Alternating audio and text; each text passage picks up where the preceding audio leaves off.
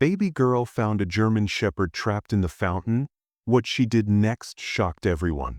When the world feels dark, sometimes it's the smallest voices that make the biggest impact. This story will leave you in tears and then fill your heart with hope.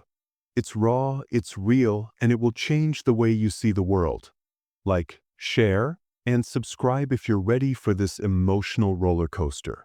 The morning after the heavy rain felt strange in the little town.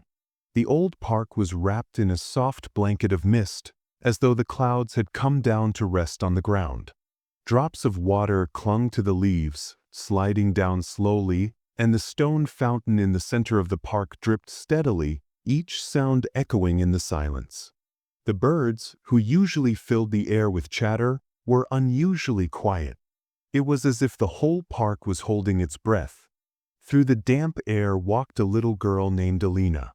Only 6 years old, with a small red umbrella in her hand, she moved carefully along the path. Her boots splashed softly in the puddles. To her, the park felt like a secret place, lonely, mysterious, and a little magical after the rain. She liked watching how the world seemed different when the mist rolled in. As she walked past the fountain, something made her stop. She thought she heard something, faint, weak, almost too soft to notice. It wasn't the steady dripping of water.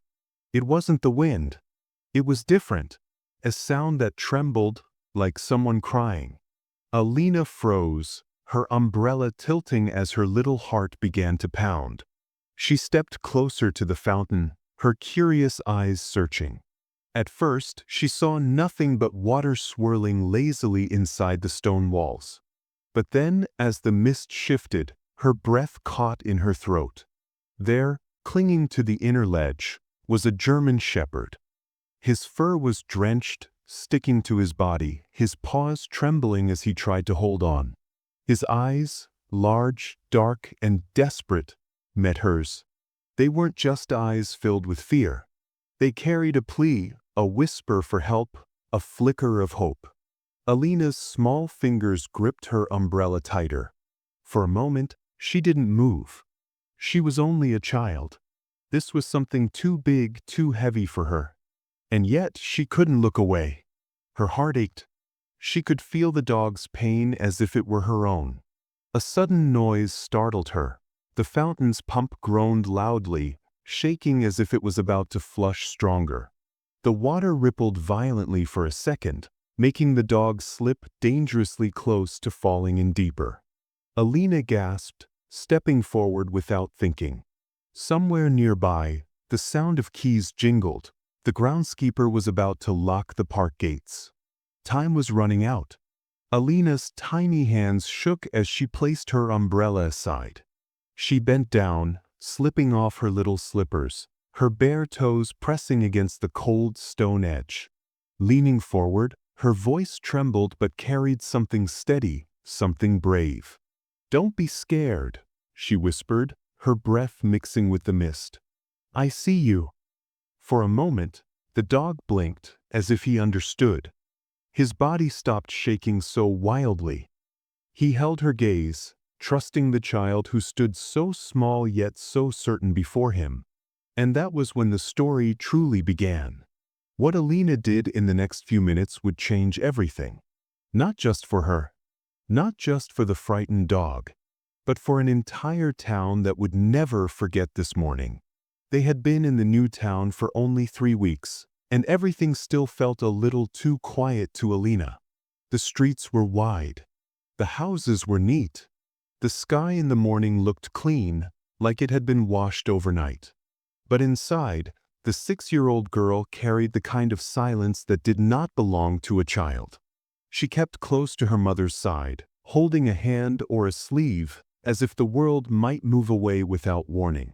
Her mother, Nadia, did her best to bring light back into their days. She had soft eyes and a tired smile that worked hard to be brave. Nadia had started a new job as a schoolteacher at the town's primary school. Every night she marked papers at the small kitchen table, a cup of tea cooling beside her. Sometimes, when she thought Alina was asleep, she would pause and look at an old picture on the wall, a man with kind eyes, standing behind Nadia and Alina with his hands on their shoulders. Alina knew the photograph by heart. She knew what was missing from their new home. She knew why they had moved. Nadia believed in gentle routines. Morning walks. Simple breakfasts. A story before bed.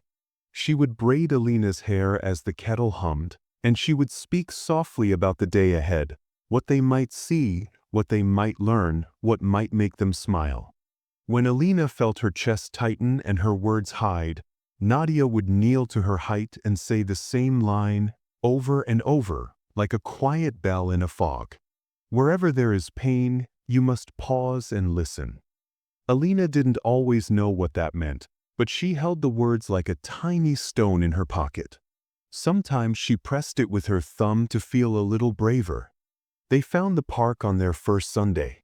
It sat at the edge of town, behind the library and the bakery that smelled like warm sugar even in the afternoon. The park had tall oak trees that made a roof of branches and leaves. When the wind moved through them, the sound was like a soft ocean. There were benches with peeling paint and a curved path of old bricks, damp with moss. In the center stood a round stone fountain, gray with age, steady and calm. A gardener took care of the place. His name was Mr. Karim. He wore a flat cap and a thick sweater even when the day was warm. His beard was silver at the edges, and his eyes were kind but firm. He carried a ring of keys and a rake that seemed to know the shape of his hand. He always greeted them with a small nod as if to say, "This is a quiet place. We must treat it well." The fountain was Alina's favorite part. She liked to watch the thin streams of water fall into the round pool below. The drops made ripples that grew and grew until they touched the edge and faded. She liked how the echo of water filled the empty spaces in her chest. Sometimes she would close her eyes and try to count the drops. She never made it past 10 before she forgot to count and just listened. On one of those mornings, the sky was pale and low. The path still held the memory of last night's rain. Nadia and Alina walked slowly, sharing a small red umbrella for fun, even though the rain had stopped. Mr. Karim was near the flower beds, trimming back something that had grown wild. He looked up and waved.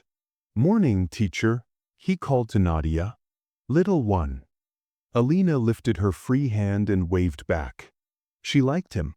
He did not ask many questions. He never spoke too loud. He seemed to understand that some people needed quiet to heal. They circled the fountain the long way. Today the sound was different.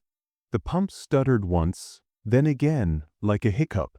The water came out in short bursts, then steadied, then faltered.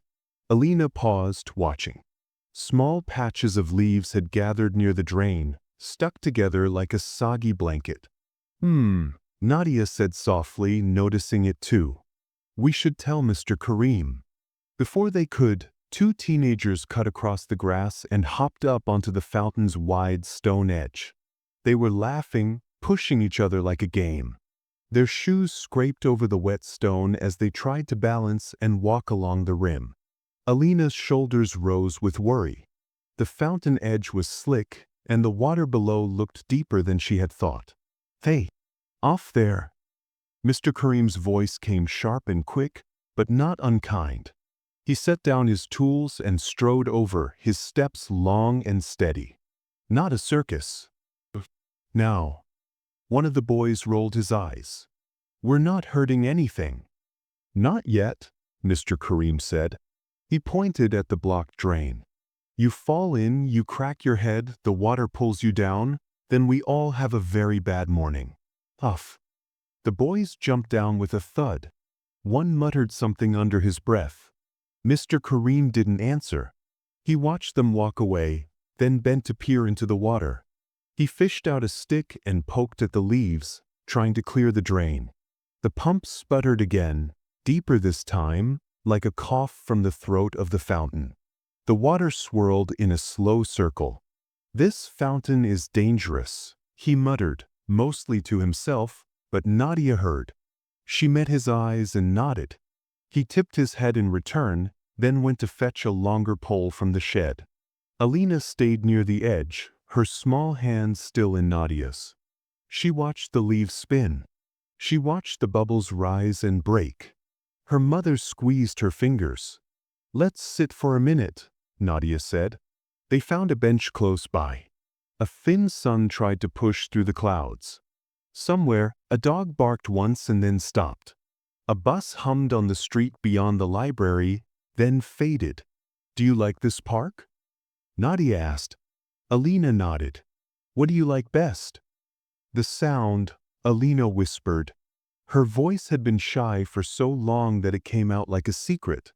Nadia smiled at once, a hand to her heart, as if that small word was a gift she had been waiting to receive. "The sound helps me too," Nadia said. "You know, some places are kind. They hold you when you're tired." They sat without talking, just listening to the water and the wind in the oaks. Mr. Karim worked at the drain, frowning when the stick bent and did little. He sighed, stood, and walked to the pump box at the base of the fountain.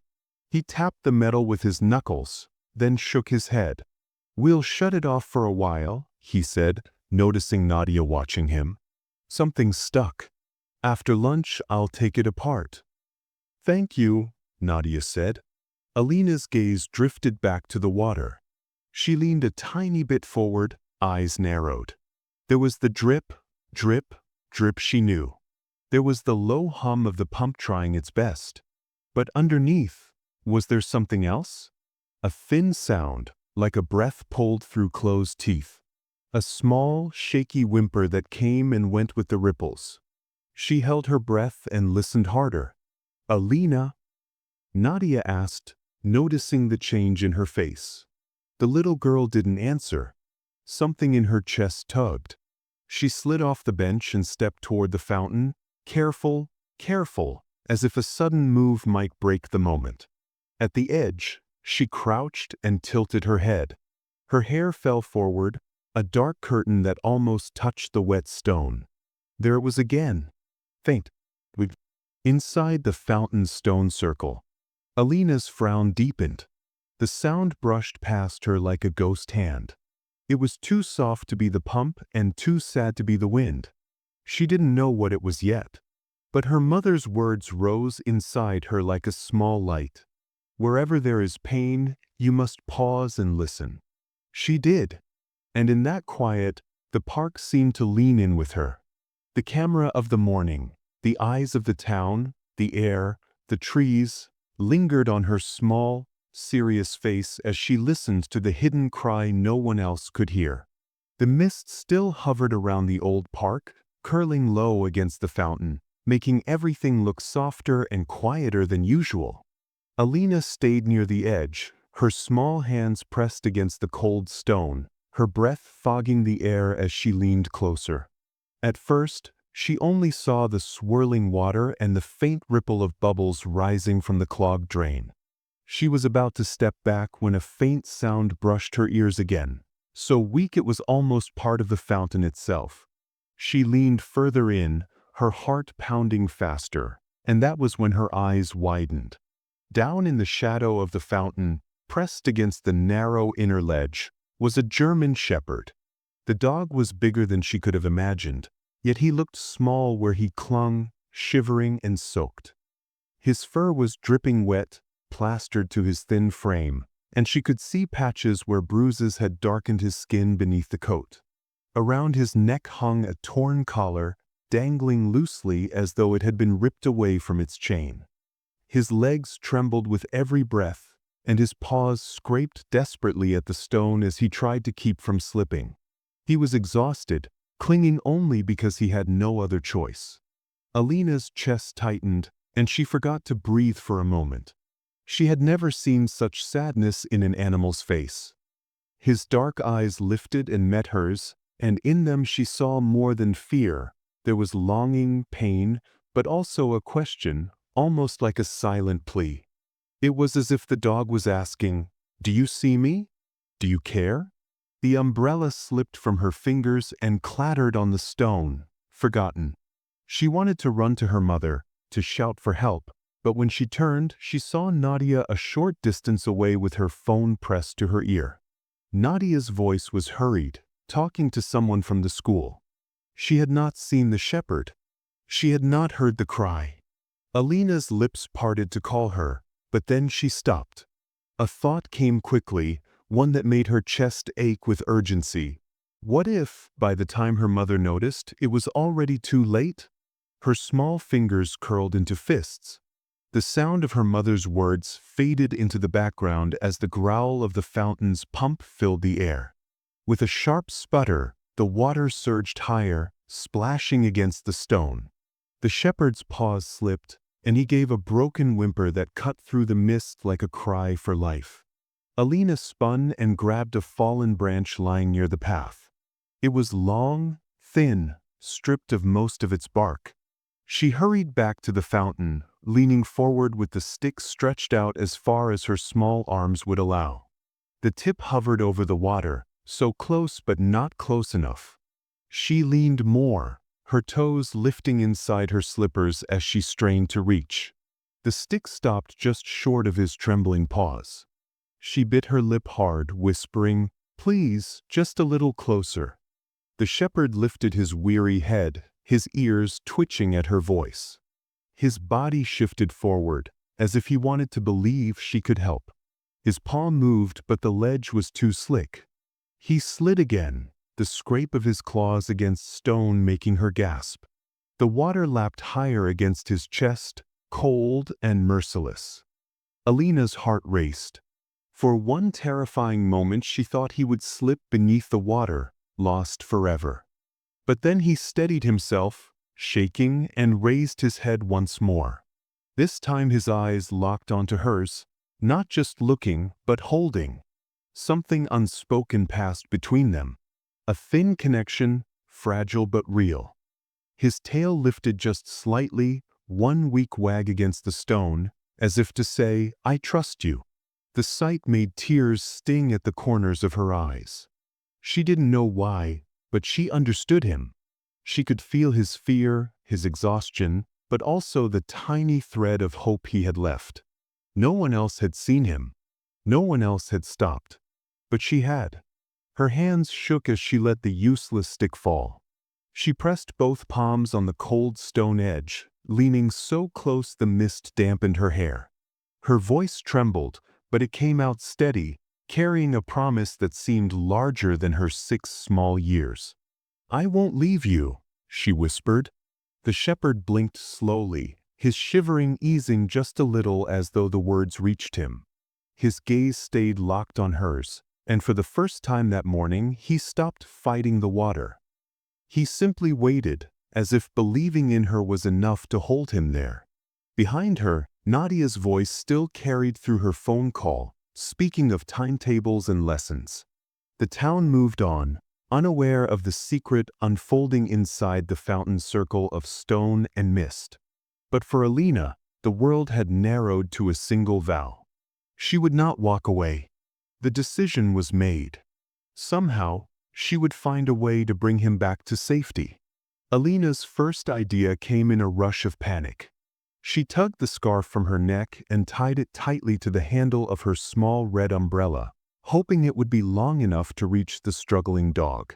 Her fingers trembled as she leaned over the stone edge, stretching the makeshift rope down into the fountain. The German shepherd lifted his head weakly, his eyes flicking toward the dangling scarf, but when Alina lowered it closer, her heart sank. It wasn't enough. The scarf swayed just above the water, useless, while the shepherd's paws scraped desperately at the slick ledge. Alina bit her lip, whispering encouragement under her breath, but she knew the truth. Her little plan had failed. The sound of heavy keys rattling snapped her attention. Mr. Karim, the old gardener, was making his rounds, preparing to shut the park gates for the morning. He was strict, often scolding children for climbing trees or stepping on the flower beds, and his sharp voice rang out as soon as he saw movement at the fountain. "Alina, what are you doing there? That place is not for playing." But as he came closer, his eyes followed her gaze, and he froze. His jaw tightened, his weathered face turning pale as he spotted the half-drowned shepherd clinging to the fountain's ledge. The sternness in his tone melted into shock. He hurried forward, crouching beside Alina. "Good heavens, how long has he been down there?" Alina's eyes filled with tears. "He keeps slipping. Please, we can't wait." Without wasting another second, Mr. Kareem pulled his phone from his pocket and called the town vet, his voice firm but urgent. "Dr. Hale? We have a German shepherd trapped in the park fountain. He's weak and soaked through. Yes, please come quickly." He ended the call, his frown deepening. "They're coming, but it may take 20 minutes or more." Alina looked back at the dog, her small chest heaving. The shepherd's paws trembled as the water rose around him, the pump growling as if it might surge again. His eyes flicked up toward her, glassy and tired. She shook her head firmly. "He won't survive if we wait," she said, her voice steady despite her age. Something in her tone struck Mr. Kareem. 4 years he had worked in this park, warning children of danger, keeping rules in place. But never had he seen courage shine so brightly in a child's eyes. He nodded once, pulled a rope coil from his cart, and tied one end around a bench for anchor. He tossed the looped end toward the fountain, urging the shepherd to catch it. The rope slapped the water and slid toward the ledge. The dog lifted his head, tried to catch it with his teeth, but his jaws slipped weakly. The rope fell back into the water. More people had gathered now. 2 teenagers stood close, uneasy after earlier being scolded. A young mother pushed a stroller near the benches, her eyes wide as she noticed the scene. Mr. Kareem barked quick orders, his voice carrying authority. "You 2 boys, help me with the rope. Madam, please keep people back." The teenagers rushed forward, nervous but ready, gripping the rope as he tossed it again. This time it landed closer, brushing the shepherd's shoulder. The dog tried again, snapping at it with what little strength he had, but once more it slipped from his mouth. His whimper echoed painfully across the misty park. Alina's heart raced as the shepherd's paws slid lower, his chest nearly underwater now. Without thinking, she kicked off her shoes and stepped onto the inner stone ring of the fountain. The stone was slick with moss and rainwater, her toes pressing hard against it for balance. Mr. Kareem shouted in alarm, "Alina, step back, you'll fall in." But she didn't move. Her red umbrella still lay nearby, bent from her earlier attempt, and suddenly it felt like her only hope. She grabbed it, flipping the hook downward, and stretched it toward the dog. The shepherd blinked up at her, his body trembling. She leaned further, Mr. Kareem grabbing the back of her coat to steady her. "Careful," he urged. "Don't let go." "Take it," Alina whispered. "Please, hold on." The curved handle touched his wet fur, sliding under his throat. At first he flinched, but then, with a desperate groan, he pressed his neck into it, leaning his weight against the tiny red lifeline she offered. The umbrella bent under the strain, but Alina held tight, her arms shaking, her knuckles white. "Now!" Mr. Kareem shouted. With a practiced motion, he looped the rope around the shepherd's front leg and pulled hard. The 2 teenagers dug their heels into the ground, straining against the slick line. The young mother stepped in, wrapping the rope around her arms for more strength. The crowd gasped as the dog's body rose inch by inch, dripping water with every movement. The shepherd scrabbled at the stone, his claws catching, slipping, catching again. His back legs thrashed against the water as the rope pulled tighter. Alina leaned forward with all her tiny strength, the umbrella shaking in her hands, her face wet with mist and tears. "You can do it," she whispered, her voice breaking. "Don't give up." With one last heave, the dog hauled himself up over the edge. His body spilled onto the stone, collapsing in a heap at Alina's bare feet. The rope fell loose, the umbrella slipped from her hands, and the crowd burst into cheers. For a long moment, the shepherd lay still, his ribs heaving, water pooling beneath him. Then, slowly, he lifted his head and looked at Alina. His dark eyes, tired but alive, softened. With effort, he pushed his nose into her small palm, his tongue brushing her hand in a weak, grateful lick. The sound of applause grew around them. The teenagers raised their fists in triumph. The young mother wiped tears from her cheeks as she clapped. A few people lifted their phones, capturing the moment on shaky videos that would later spread through the town. But for Alina, none of it mattered. The world had faded away. It was just her and the shepherd, two lives connected by a promise kept. Nadia came rushing over, having ended her call, her face pale and frightened. She scooped Alina into her arms, trembling. "Alina, are you hurt? My God, what were you thinking?" But when she saw the shepherd, her voice faltered. The sight of him pressing his weight against her daughter, alive and safe, filled her eyes with tears. "I couldn't wait, Mama," Alina whispered, resting her hand on the dog's wet fur. "He needed me now." The shepherd's body leaned heavily against her, his breathing slowing as his tail thumped once against the stone. Around them, the mist lifted and sunlight began to filter through the clouds. For a moment, the old park was silent again, but this silence was different. It wasn't heavy with fear, it was filled with awe. On that morning, the youngest child in the park became the bravest of them all. The little clinic at the edge of town smelled faintly of medicine and clean straw. Its waiting room was small, with posters of smiling pets and soft music playing through hidden speakers. Mr. Karim carried the shepherd through the door, his wet fur leaving dark patches on the man's jacket, while Alina and Nadia hurried behind. The bell above the entrance chimed softly, announcing their arrival. Dr. Samra, the town's veterinarian, stepped out from her office the moment she heard the commotion. She was a kind-faced woman in her 50s with sharp eyes that missed nothing. One glance at the shivering shepherd in Mr. Karim's arms, and she quickly gestured them into the exam room. "Set him down here, quickly. Let me have a look." The shepherd lay on the table, his chest rising fast, his fur dripping in steady rivulets that pooled on the floor. Alina stood on tiptoe, straining to see him over the high counter. Her small hands clutched the edge as though she were holding on for him. The dog's eyes, though half-lidded with exhaustion, drifted toward her.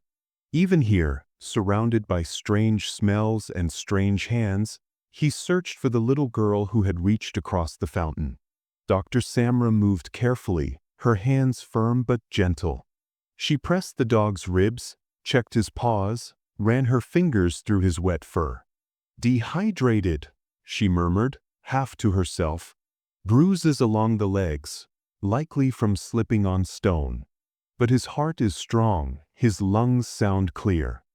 She looked up at Nadia with a small smile. "He's in bad shape, but he's a fighter. He'll recover." Alina let out a long breath she didn't realize she had been holding. She leaned against her mother, her face glowing with relief. "He's strong," she whispered as if reminding herself. The shepherd lifted his head weakly. His ears twitched at the sound of her voice. For the first time, his tail thumped once against the metal table. Alina stepped closer. Her small fingers reached out, brushing against his damp fur.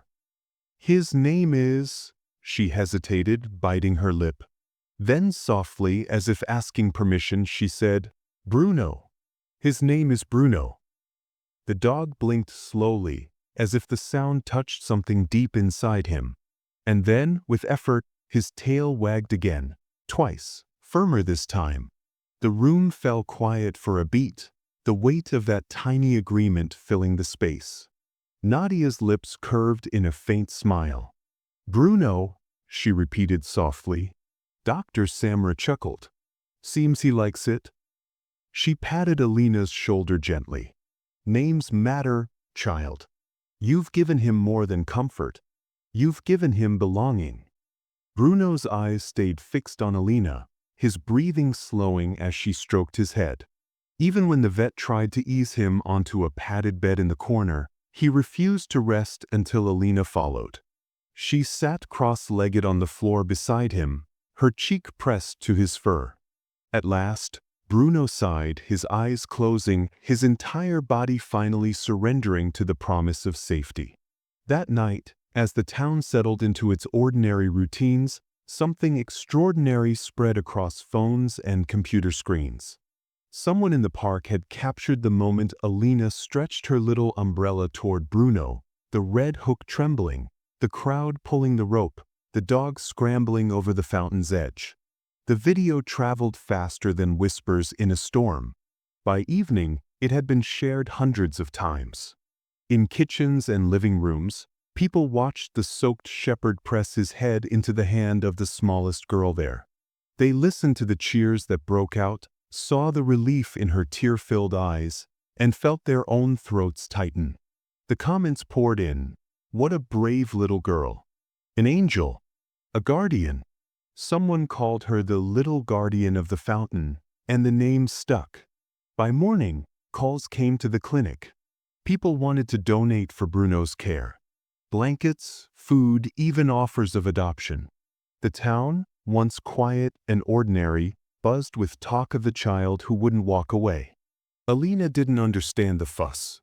She only knew that Bruno had needed her. But Nadia, watching her daughter sit beside the recovering dog, felt a tug of worry.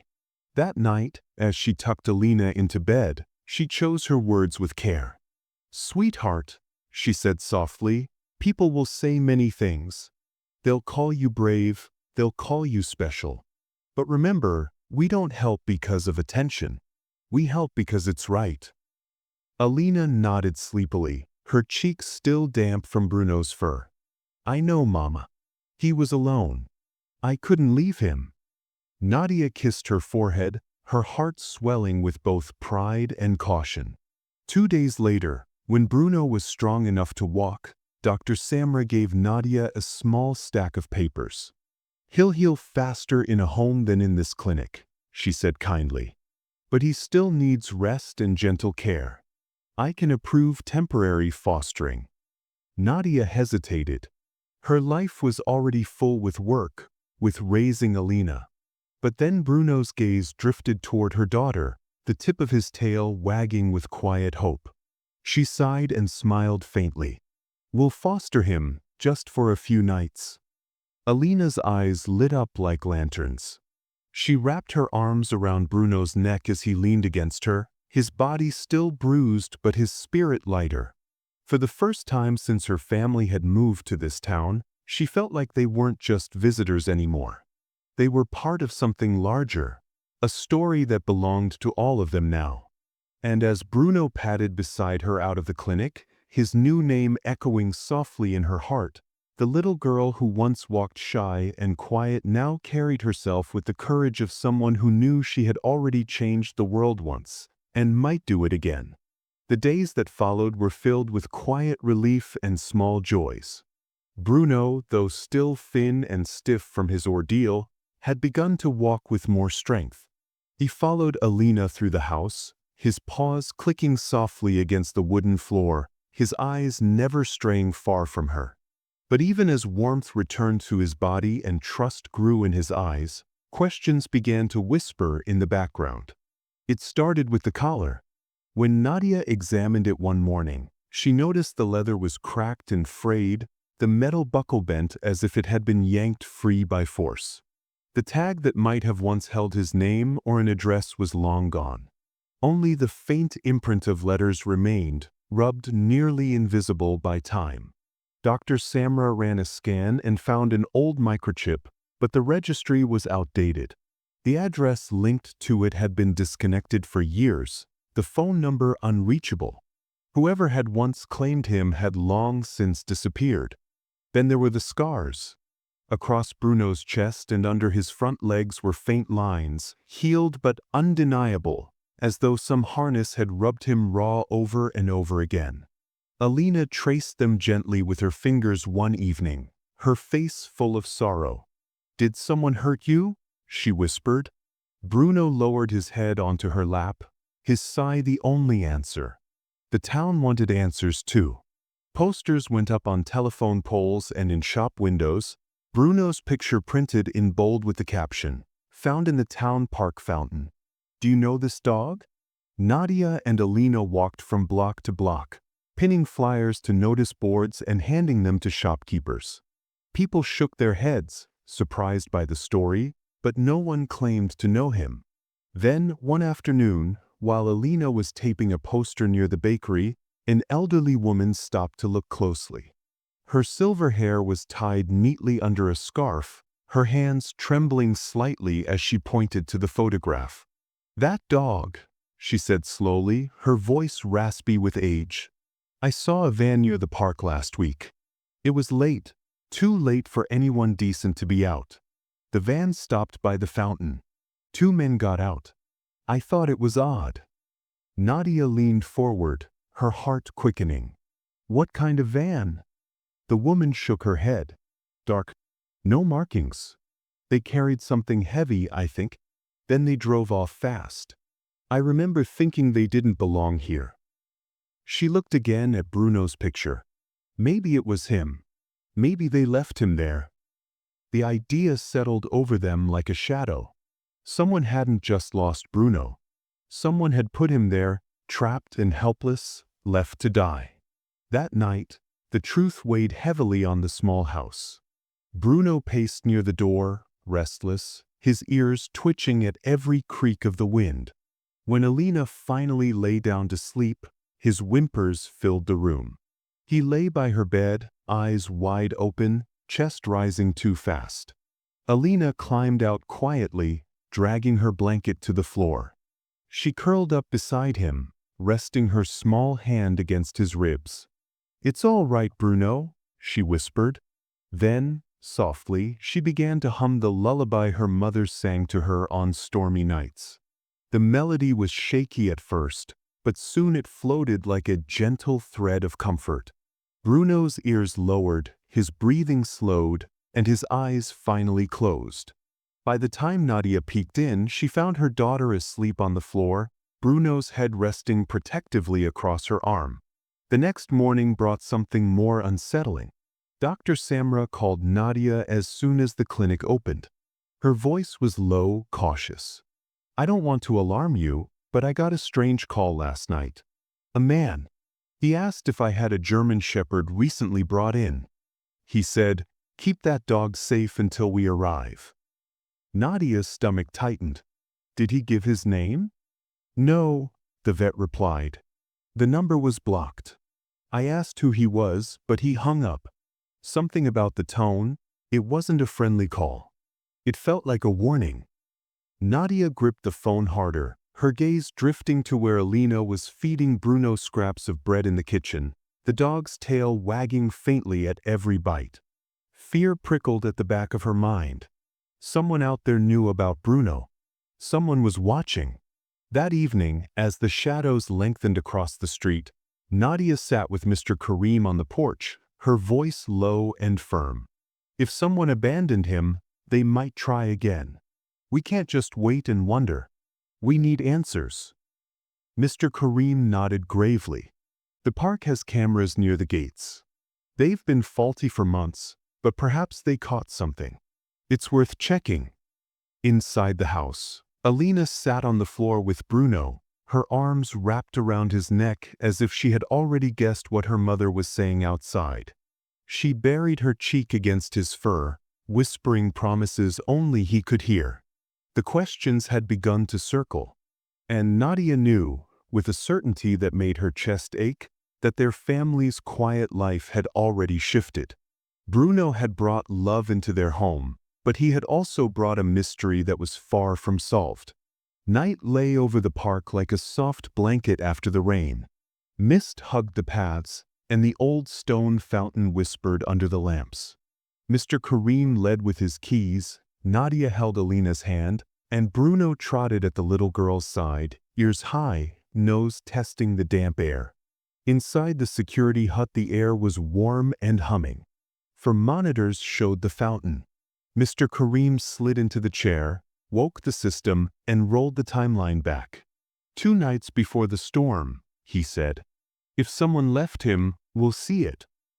The screen played the park at 2:17 a.m., empty paths, then a van ghosting in with its lights off until the last second. It stopped by the fountain. 2 men stepped out, one in a cap, one with a pale scar along his cheek. They worked like people who had done this before. Together they lifted a dark shape. The shape twisted. A dog. Even in the grainy night frame, they could see wet fur and the flash of a collar. The men lowered him onto the inner ledge. He slipped, scrambled, and froze. One man tossed a strap back into the van. Bruno gave a low sound that was not a growl and not a sigh. Nadia pressed her hand to her mouth. Alina stood very still, fingers curled on the desk. Mr. Kareem copied the clip to a thumb drive. "We give this to police," he said. "We give it now." A car door thudded outside. On the live feed, headlights rolled through the gate. A van again. The same dent. It stopped where the other had. 2 men climbed out. Capscar. Mr. Kareem killed the hut's light. The monitors painted their faces blue-white. Cap cupped his hands to the window and tried the handle. But he knocked once. "Open up," he called. "We need last week's recording." "We're calling the police," Nadia said, already dialing. "Leave." Scar crouched by the power box and pulled a tool from his pocket. On screen, tiny sparks spat into the mist. Mr. Kareem looked at Nadia. "Back door?" he asked. She nodded.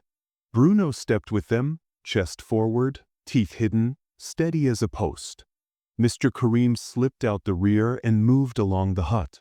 He put a whistle to his lips and blew 3 sharp blasts, the sound he used to call joggers when a branch fell. It cut the park clean. A library guard crossed the street with a flashlight. 2 joggers turned and ran toward the hut. An upstairs window slid open and a neighbor leaned out with a phone. Inside, Cap shouldered the door. The wood groaned. "Don't!" Alina cried, sudden and clear. "Stop hurting him. Leave Bruno alone." Her voice carried down the path like a bell. Bruno planted his paws and let a deeper growl roll out, not wild, only firm. The monitors flickered and steadied. Nadia gave the dispatcher the park name, the gate, the van, the men. "They left the dog in the fountain," she said. "They're here to erase it." Footsteps thudded outside, then stopped. Mr. Kareem stood at the corner with the 2 joggers. One filled the space at the door. The other pointed to the gate. "Cover that," he said to the library guard, who stepped to the van and squared his shoulders. A cyclist braked and rolled his bike to block the way. Cap looked around and saw he was fenced in by ordinary people. He shifted for the van. Bruno moved with him, a clean step to keep between man and road. He barked once, deep and full, a warning that settled in the chest. Scar tried the power box again, then pulled back. He turned to push past the jogger. The jogger lifted both hands. "No," he said. "Not tonight." Sirens threaded the air. First thin, then strong. Blue light licked the leaves. Cap's jaw tightened. Scar stared at the ground. 2 police cars glided in. Officers stepped out with calm voices. "Hands where we can see them. Step away from the vehicle." Cap obeyed first.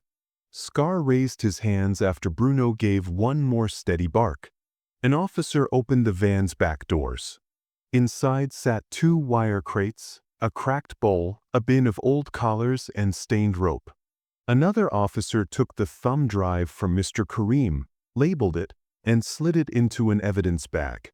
"We'll need the full hour," she said. "But this is enough to start." She looked at Bruno, who sat now with his tail thumping once against Alina's boot. "Good dog," she said softly. "Good team. Do you know them?" Nadia asked. "We think so," the officer said. "Illegal dog traders." They test places. They drop animals where attention gathers, then circle back to take them or use them for money. Tonight they circled into a town that knows how to stand. A quiet fell. It was not fear. It was the ache that comes when truth lands. Alina touched Bruno's collar and slid her fingers under it. He leaned into her, all warmth as if she were the ground. "You're safe," she whispered. "You're safe now."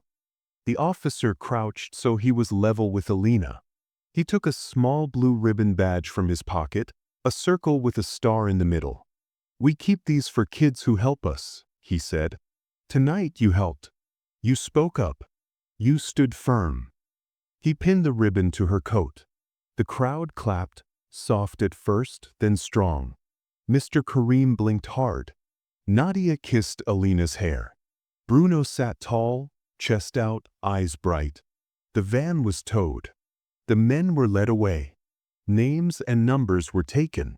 The park emptied like a tide pulls back, slow and clean. Mr. Karim locked the hut and turned to the fountain. It murmured in its old voice, not a trap now, only a place that had held a secret until someone small and brave pried it open. They walked home along the wet path, mother, daughter, gardener, and dog, moving slow because the night felt gentle again. Alina kept touching her badge and then Bruno's fur, as if to check that both were real. Nadia squeezed her hand. "Where there is pain," she said, "we pause and listen." Alina nodded. "I did," she answered. Mr. Karim lifted his whistle, tucked it away, and smiled. "Good work, little guardian," he said softly. "Good work, Bruno. This town stood with you tonight too." Bruno gave a low, happy huff, and the town, which had begun the night quiet, seemed to breathe out with them, lighter and safe. Days passed, and the search for Bruno's owners stretched thin. Posters remained untouched on poles, calls went unanswered, and the old microchip brought no leads. Whoever had once claimed him was gone, or had chosen to let him go. The town understood what Nadia already knew in her heart. This dog no longer belonged to a stranger's past. He belonged to the little girl who had heard his cry and refused to leave. One crisp morning, Nadia walked with Alina into the small pet shop on Main Street. The bell above the door chimed, and the shopkeeper smiled, already recognizing them from the news. Together they chose a new collar, soft brown leather with a golden clasp that shone in the sunlight. The shopkeeper handed Alina a silver tag, freshly engraved with one simple word: Bruno. Alina clipped it on herself, her fingers trembling with pride. The tag jingled when Bruno shook his head, and he wagged his tail as if he knew he had been claimed forever. He was no longer a stray, no longer a victim of cruelty. He was family. The fountain, once a place of neglect, became a symbol of courage. The town council ordered repairs. Broken pumps were fixed, the stone cleaned, and new signs were posted with warnings to keep away from the ledge. At the base, a small plaque was placed, not with official words, but with the ones whispered by the townspeople themselves. Here, the little guardian of the fountain saved a life. Families began to stroll through the park more often, pointing to the fountain with soft voices. Parents lifted their children and told them, "That's where the brave little girl helped." Runners paused in the morning mist to glance at the stone rim, and sometimes left flowers there. The park no longer felt like just an old space from another time. It breathed with memory and pride. For Alina, life shifted in small but powerful ways. Neighbors greeted her with smiles, some calling her "little guardian," as she walked with Bruno at her side. At school, where she had once been shy and quiet, classmates asked her to sit with them, curious and kind. She answered with her gentle smile, her hand resting on Bruno's back, the dog always close, steady as her shadow. But the truest moments of change were not in the noise of recognition. They were in the quiet places where only love was present. At night, Bruno slept curled at the foot of Alina's bed, his breath soft, his presence like a lullaby. Sometimes he shifted closer, resting his head on the blanket near her arm. And every morning, when the sun touched the curtains, his tail thumped before Alina's eyes even opened, as if to say, "We made it. We're still here." One dawn, while the town still slumbered, Alina carried her red umbrella to the park. The grass was wet with dew, the air touched with gold. She sat at the fountain's edge, Bruno pressed against her side, his new collar gleaming, his tag catching the light. Together they looked at the water that now sparkled instead of threatened. The fountain no longer held secrets of fear, but memories of rescue and the promise of second chances. Alina leaned her cheek against Bruno's fur, her tiny hand tangled in his coat. The umbrella lay closed beside her, not needed today, but kept as a reminder of the moment when courage was small, simple, and enough.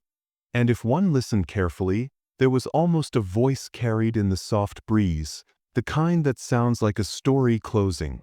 Sometimes the smallest hands do the greatest acts of kindness. Sometimes love is the loudest rescue. As the first rays of sunlight stretched across the fountain, Alina wrapped both arms around Bruno's neck and hugged him tight.